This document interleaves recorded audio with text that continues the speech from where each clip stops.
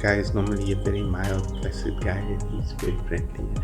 And then he goes through the ritual, and suddenly he's fierce and he's lion-like, So it's like a spirit came over him, and that spirit is the spirit of Leuwenmensch. And how do we revere that spirit? How do we represent that spirit? How do we see it and engage with it and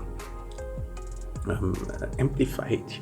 So these original hunter-gatherer tribes, they were semi-nomadic, wandering around first in sub-Saharan Africa, and then up East Africa, and then into North Africa, and out into the wider world, into Europe, into Asia.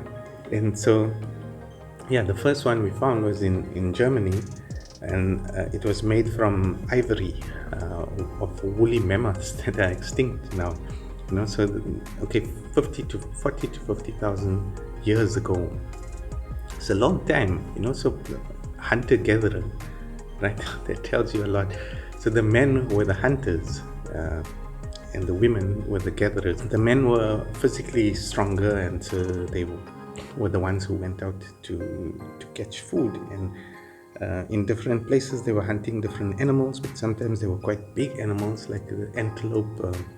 What is this one? The Bushmen used to hunt the eland. It's this huge antelope, and so the eland became what we call their principal animal, and they had a lot of reverence for this animal. You can't call it worship because it's not that exactly, right? But there's this fascination with the creature and the sacrifice of the creature and the death of the creature and all of that. And we'll get into that later. But now we want to look at the predator, the lion.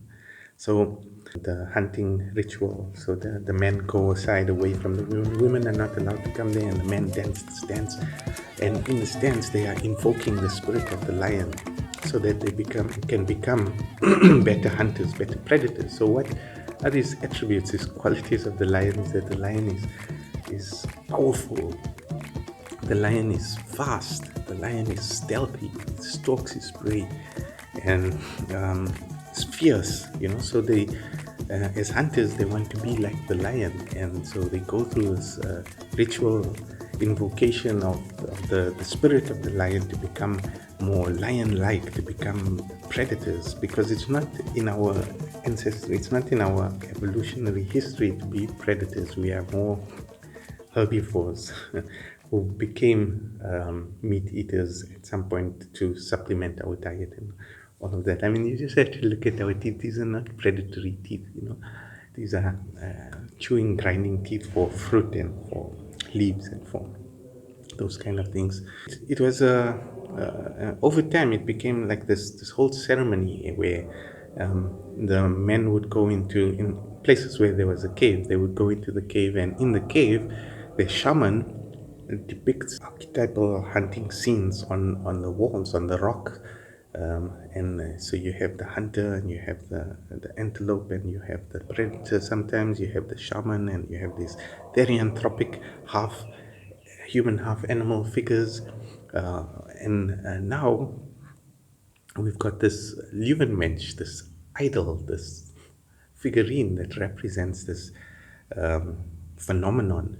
So it's not an actual thing, and they didn't believe it's an actual thing of a half man, half lion, but they're trying to represent this, symbolically represent this process of how humans can invoke the spirit of the lion, and what it means to invoke the spirit of the lion. Then that's how symbolic imagination works. And now the men, and there's more to it, because the shaman is also having this imaginal experience where he's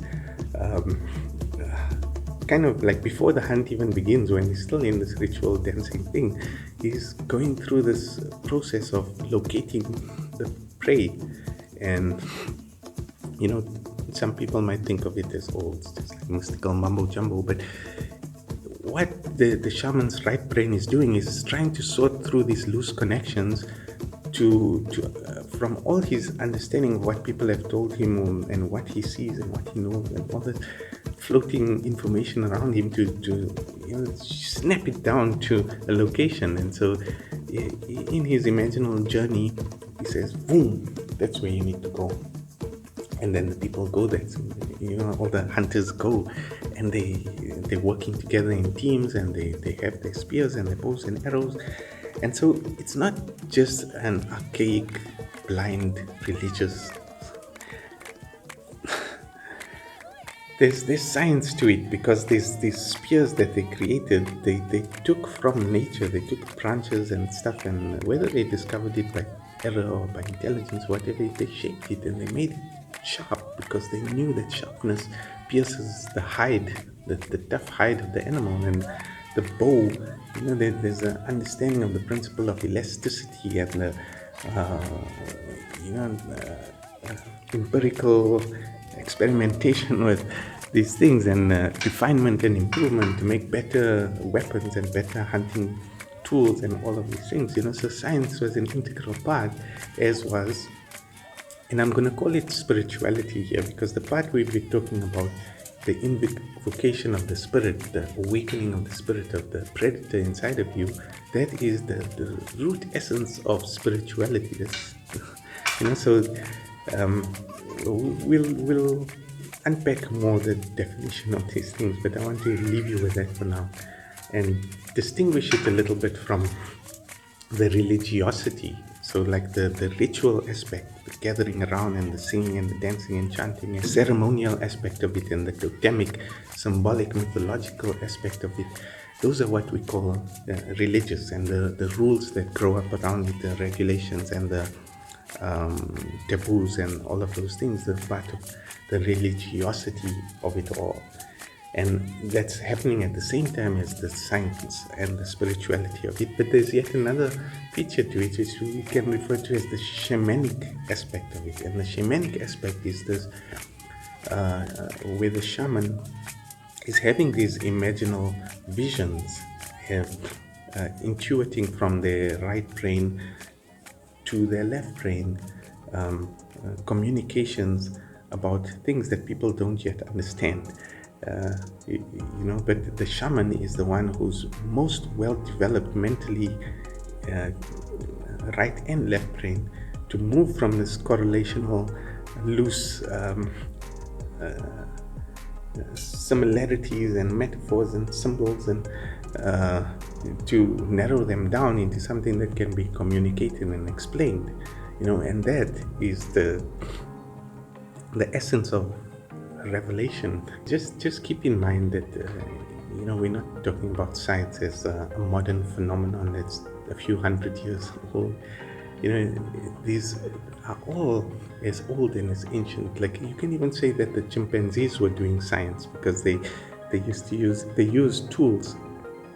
They put a stick down into the termite hole and pull out and chow these termites, so they have some intelligent, rational capacity. And then at other times they go running when it's rain and thunder, and they just go screaming and jumping and running into the trees. And other times they're banging on the tree, and in a kind of ritualized kind of way.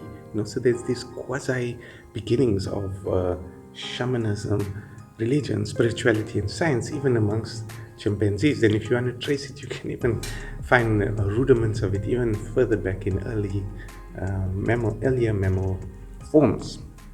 Let's leave it at that, and we'll continue, because now we have to deal with the elephant in the ocean.